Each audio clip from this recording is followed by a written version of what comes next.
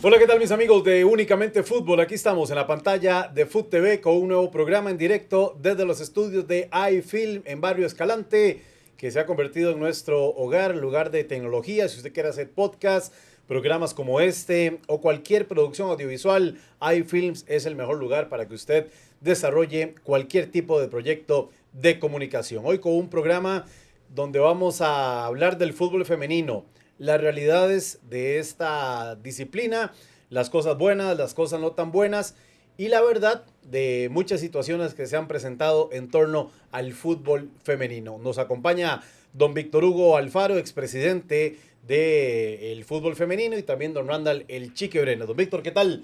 Bienvenido a Únicamente Fútbol, ¿cómo está? Bueno, gracias por la invitación, muy bien, la verdad, me siento muy bien y muchas gracias por estar acá en el programa. Yo creo que hay muchas cosas que se deben de conversar.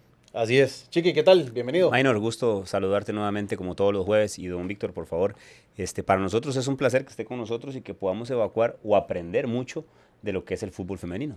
Don Víctor, un nombre, su nombre aparece en el fútbol nacional, ANAFA, ya en 1984. Ahí empieza a formarse como dirigente y luego podemos decir que en 1999 ya empieza y vuelve su mirada hacia el fútbol femenino. ¿Por qué? ¿Por qué usted vuelve la mirada, pone su vista en esta categoría? En ese tiempo, pues en realidad yo había trabajado ya mucho tiempo en el fútbol de hombres y principalmente manejaba la región 10, que era desde Alajuela hasta San Ramón, incluyendo San Carlos y esos cantones aledaños. El presidente era Luis Javier Zúñiga en ese tiempo. Luis Javier Zúñiga me pide, el fútbol femenino era una comisión de ANAFA en ese momento.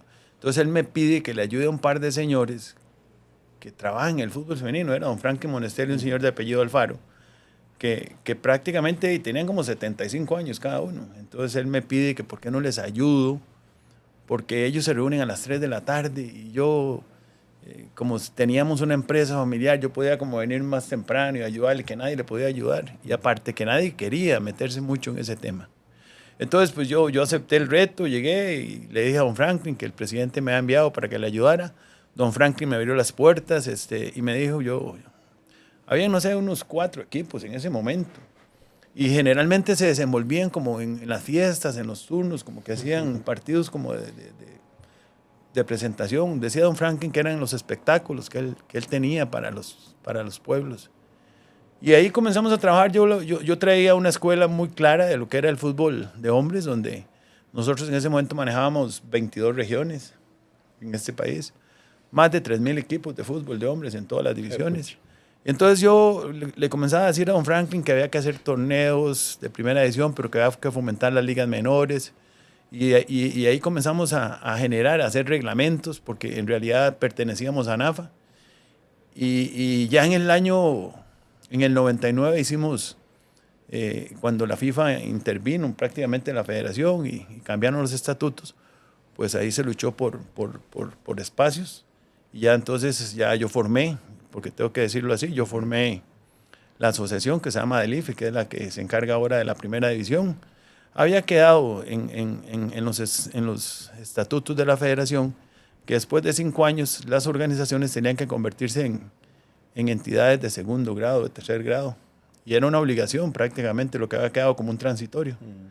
Y ahí ya entonces y tengo que volverlo a repetir, en ese momento formamos la Liga Menor, que tiene su cédula jurídica, formamos la segunda división y ADELIFE que estaba, y entonces se convierte en la Unión Femenina de Fútbol, que es Unifut.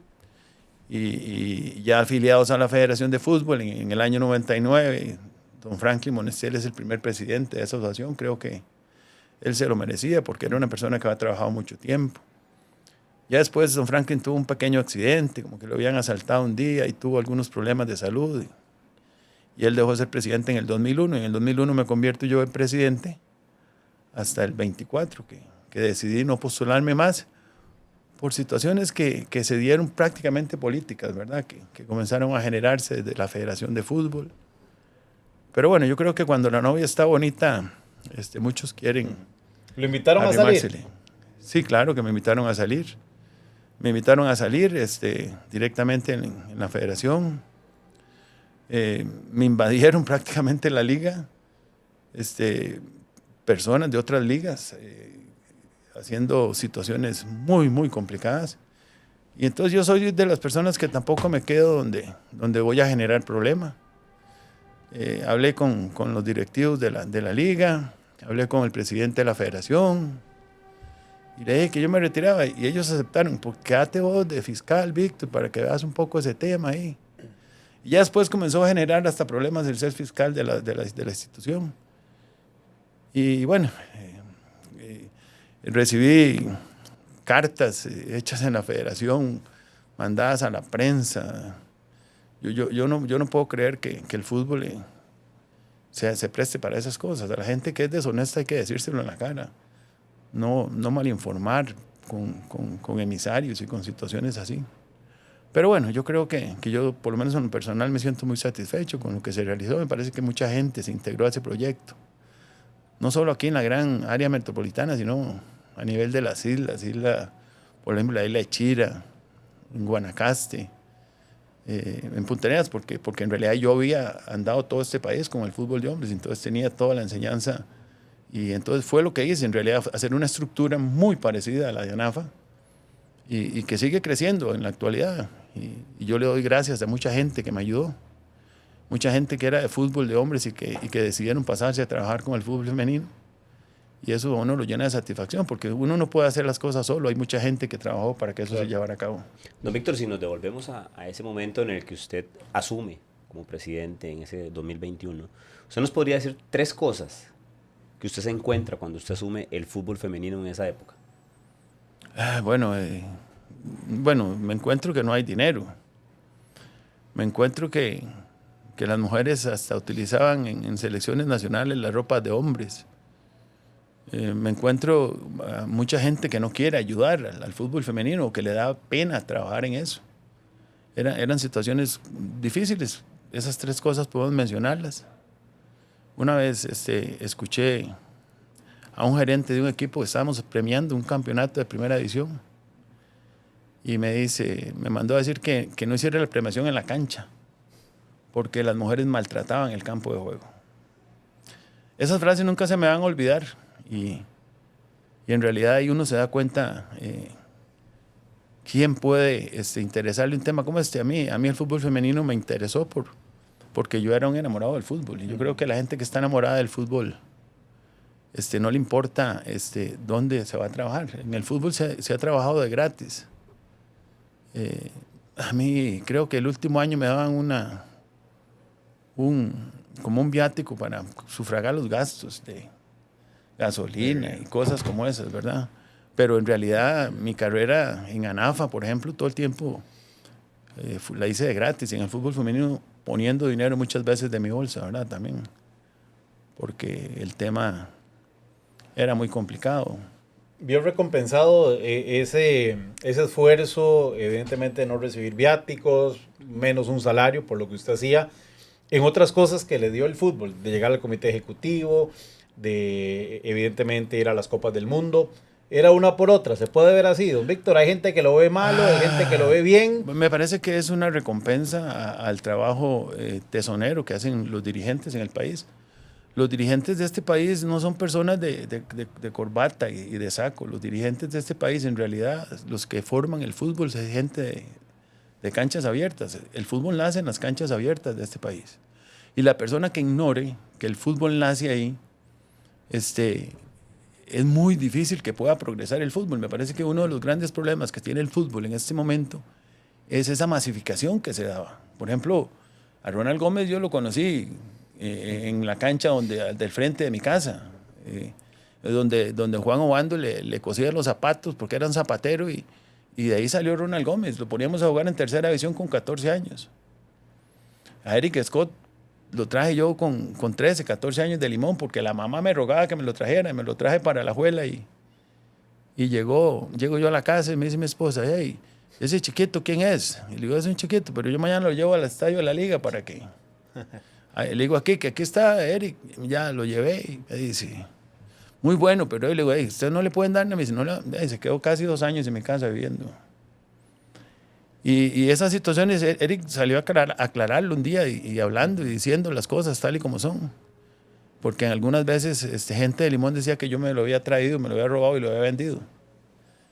Y la verdad es que a mí para el dinero en el fútbol nunca me ha interesado, ni siquiera me ha interesado ser intermediario para vender un jugador. Creo que eso no es lo que un dirigente de pueblo, que son los que forjan el fútbol de este país, tienen muy claro. Que para ellos la satisfacción es ver un muchacho metiendo un gol en un mundial de clubes, por ejemplo, como lo hizo Ronald Gómez. Claro. O como lo hizo Eric Scott jugando en China, en Honduras. Y mundiales. Y en mundiales menores, ¿verdad? En Argentina. Don Víctor, el año 2008, aquí ya me vengo un poquito más a la realidad nuestra, siento que es como el auge del fútbol femenino, porque ya las transmisiones, los canales se interesan más en transmitir fútbol femenino, ya aparecen más noticias en los medios de comunicación, hay un tema más de poco a poco los patrocinadores. ¿Siente que es ahí donde empieza ya como a despegar todavía el fútbol femenino para todo lo que nos esperaba? Bueno, creo que empezamos ahí, creo que por ahí fue donde clasificamos al Mundial de Nueva Zelanda con la selección U17, que fue la selección que fue ganando en realidad todo. Después esa selección participó en el Mundial Sub-20 y en los Mundiales mayores, prácticamente es el mismo proceso. Y bueno, al final y al cabo, cuando las cosas comienzan a crecer es porque hace algunos años las cosas comenzaron a hacerse bien. Los que conocen de fútbol y de procesos, hay gente que habla, es que un proceso, un año, no. El proceso que tuvo el fútbol femenino era muy largo, Yo buscaba mucha gente que me ayudara y la gente decía, no, Víctor, yo en eso no trabajo, yo en eso no me meto. Pero ¿Lo veían mal a usted? ¿Lo veían raro? Claro, sí, hasta me veían raro porque estaba metido en eso. Y habían frases muy groseras también para uno. Yo considero que después de que nosotros comenzamos a trabajar, el que conoce lo que es un proceso, para que una niña o un niño llegue a jugar fútbol, por ejemplo, que empieza a los 5 años, pasan 10 años, 12 años. Entonces, cuando usted se pone a ver que pasaron 20 años y que en 20 años se lograron tantas cosas, que este país logró tantas cosas nacionales e internacionales a través del fútbol femenino, y lo único que queda es apoyarlo y tratar de darle el espacio que necesita. Sin embargo, la gente tiene que entender que el fútbol aficionado es un fútbol que prácticamente le han llevado los papás en la espalda, o un dirigente en el pueblo. Por ejemplo, yo tuve equipos de fútbol toda mi vida, y cuando teníamos la empresa nosotros patrocinábamos al Roble, patrocinábamos a la Cañada, patrocinábamos a los equipos del Roble, los de Liga Menor, porque yo era un cabezón metido en el fútbol, ¿no? Porque si no existe el fútbol. Es decir, si los papás no le compran zapatos a los hijos y no ponen para las camisas, las ligas menores de este país fueran peores de lo que están en este momento. Don Víctor, y aún así, yendo igual a ese 2008, donde ya se ve más exposición del fútbol femenino, seguía costando que las empresas, que las personas creyeran en el proyecto fútbol femenino para patrocinios, para apoyar. Sí, totalmente. Como sigue costando hasta el día de hoy, la gente en realidad no se ha puesto, como decimos, la camisa del fútbol femenino. Las instituciones de gobierno no se han puesto la camisa del fútbol femenino. La empresa privada, exceptuando algunas 2 o 3 que nos han apoyado siempre, que tengo que agradecérselos, en realidad son personas que desinteresadamente, los balones que desde que estaba Don Franklin nos patrocinan y han ido creciendo y creciendo con el tema ese. Una banca privada que se ha metido y que nos ha ayudado también. Después de ahí, muy pocas personas. Llegas a buscar un patrocinio y tal vez te regalan un llavero cuando salís. Un bolsito. El asunto no es sencillo. Algunas veces la gente piensa que el fútbol femenino está como para hacer dinero. Hay que hacer esfuerzos. Yo creo que todos tenemos que hacer esfuerzos como para que las mujeres puedan tener todos esos espacios. Nosotros, por lo menos la Liga de Fútbol Femenino hace 1 año, 2 años, dejó de manejarle los dineros a los equipos, porque en el fútbol femenino los dineros de los patrocinadores van directamente para los equipos, ¿no? La asociación no se deja un centavo nunca. Pagamos árbitros hasta el año pasado, más o menos, y todavía terminamos pagando los árbitros este año para que terminara el torneo. Las televisoras, uno lo entiende. ¿Qué quieren ellos? Que haya mucha gente que los esté escuchando, y desgraciadamente Y eso no pasa solamente en las mujeres. Aquí habrán 2, 3 equipos o 4 equipos que llenan las estadios y la audiencia es buena. Después de ahí, sin decir nombres, habrán partidos que no los está viendo mucha gente. Sí, claro. Y lo mismo pasa. Hay gente que dice, mira, es que en el fútbol femenino, ya a ese equipo le metieron 5. ¿De qué? A los equipos de hombres no le han metido 5 y 7 goles aquí. No ocurre permanentemente. Pero siempre habrá, en Costa Rica los hombres, hay 4 equipos peleando el descenso. Y en el femenino si hay 8, habrán 2 o habrán 3. Eso, el que no entiende eso en el fútbol me parece que no debería ni siquiera opinar. Sí. Don Víctor, ¿cómo era la postura del presidente de la Fede Fútbol en esa época, que creo que era don Eduardo Lee, si no me equivoco, para con la liga femenina? Había apoyo, decía, no, ahorita no los puedo atender, mi prioridad es esta. ¿Usted quiere tocar la puerta ahí fuertemente o no? Bueno, yo estaba en el comité ejecutivo ya. Eduardo era una persona que nos daba un radio de acción a nosotros para trabajar, que nos apoyó con el tema, por lo menos, que nos cuestionó de que cómo íbamos a hacer un mundial en Costa Rica. Víctor, pero ¿cómo? ¿Quién les va a dar un mundial a ustedes? Es que nosotros teníamos ciertos contactos en la FIFA donde podíamos manejar esas cosas. Y cuando llegamos, en realidad no había dinero ni para los hombres, menos para el tema de las mujeres. Y ahí nosotros, tengo que decirlo, una señora Yolanda Camacho y yo, nos echamos la carga al hombro. Eduardo me dijo, Víctor, pucha, no tenemos recursos. Y yo tengo que mencionar a alguien que fue fundamental en la organización de ese torneo, que fue doña Laura Chinchilla. Yo trajimos la idea en ese momento donde veníamos del Mundial de Chile, que Michelle Bachelet era la presidenta de Chile. Y entonces veníamos muy ilusionados a presentarle al comité ejecutivo que íbamos a hacer un mundial. Y en ese momento, que no había dinero, pues buscamos a doña Laura Chinchilla y ella en realidad se puso la camisa de la selección femenina. Me parece que es una de las personas que hay que agradecerle mucho. Si no hubiera sido presidenta en ese momento de Costa Rica, una mujer, es muy posible que no lo hubiéramos logrado. Doña Laura consiguió $10 millones, $14 millones para hacer ese mundial. Lo hicimos con dinero de este país nada más. El mundial del 2022 que acaba de pasar fue un mundial que la FIFA puso todo el dinero, pero en el mundial ese se invirtió cerca de $1 millón en el estadio Alajuela, en el estadio Saprissa. Algunos dineros le entraron a Heredia, le entraron el estadio de Liberia, que gracias a Dios que ya vi la cancha en realidad en mejores condiciones el fin de semana. Porque una cancha con esas condiciones, mire, es muy feo decirlo, pero aquí les empezamos a enseñar a la gente cómo tienen que ser las canchas para jugar fútbol. Y eso viene del fútbol femenino. La de Liberia fue la primera, ¿verdad? Sí, de grama profesional. Se hizo la de Liberia, que fue un convenio con la gente de la Municipalidad de Liberia. Y cerca de $1,5 millones. Y 3 canchas más, ¿verdad? Y 4 canchas más. Está la del Peloncito. Muy buenas también. Sí, de todas las canchas fueron sembradas en arena. Aquí la gente no entendía que habían hecho, me parece que el Estadio Nacional ya, en ese tiempo, pero la gente no entendía. Algunas veces uno dice, mira, es que el clima es inclemente. No, es que la cancha no está construida para jugar fútbol. Ustedes tienen que recordar, Alajuela, qué canchón tenía la Liga Deportiva Alajuelense. Y con todo el respeto que la gente se merece, no era una cancha para jugar fútbol, le caían 3 aguaceros y era un barrial. Y todavía la tecnología en Costa Rica no anda tan elevada, por ejemplo, como el sistema que usó la FIFA, donde cosió la cancha de Alajuela del Estadio Nacional. Sí. Que el cambio que tuvo esa cancha fue extraordinario. Entonces, me parece a mí que el fútbol femenino ha cooperado también muchísimo con dinero al mejoramiento de instalaciones. En aquellos tiempos los camerinos de los estadios que se utilizaron, exceptuando el Estadio Nacional, eran casi una bodega, hay que decirlo así. Y ahí empezaron a entender que un jugador de fútbol también necesita un camerino decente para estar. Sí. Y entonces yo creo que la FIFA nos enseñó muchas cosas de esas y eso también hay que valorarlo mucho. ¿Por qué? Porque es el cambio en realidad que se genera. Yo estuve ahí, Eduardo fue el presidente de ese comité organizador local. Yo estuve metido ahí directamente con ese comité, igual que en el 2020. Recibí mucha capacitación en construcción y mantenimiento de estadios y canchas de fútbol. tanto naturales como artificiales. Otro logro, ¿verdad? De la gestión de don Eduardo Lee, también como presidente de las, Sí, sin de duda. las muchas otras, ¿verdad? Que le aportó tanto al fútbol de Costa Rica.